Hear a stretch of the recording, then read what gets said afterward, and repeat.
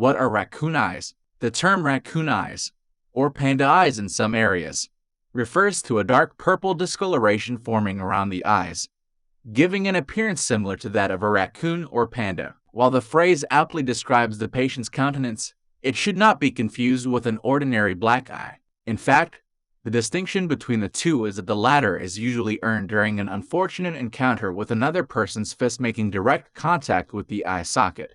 The phrase raccoon eyes, on the other hand, is a layman expression for periorbital ecchymosis, which typically follows suffering a fracture at the base of the skull within a few days of the incident. In addition, the bruising is always exhibited bilaterally, meaning in both eyes simultaneously. The mechanics involved in experiencing raccoon eyes is quite different as well. As mentioned above, this condition doesn't stem from facial trauma and simple bruising of the orbital region.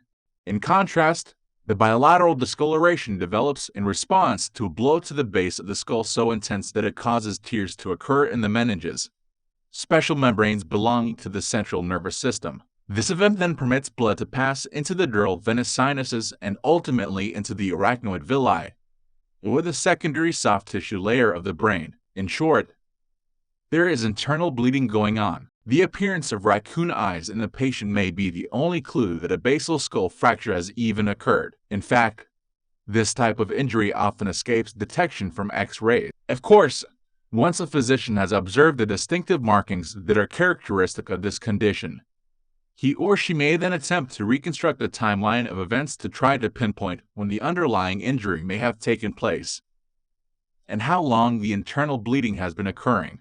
The next step for the physician to undertake is cranial damage assessment. Obviously, bleeding has already been established. However, there can be secondary complications, such as nerve damage that may impair sense of smell, hearing, or vision. Another concern is the potential for cerebrospinal fluid to enter into and escape from the nose or ears. If any drainage from the cavities is apparent, the fluid will be tested for the presence of glucose. A positive result indicates that the fluid does, in fact, contain cerebrospinal fluid. Other symptoms that commonly accompany having raccoon eyes include bulging under the eardrum, loss of tactile feeling or facial muscle paralysis, an altered level of consciousness, headache, and nausea. Should any person experience these symptoms in connection with a fall or blow to the head, immediate medical assistance is warranted.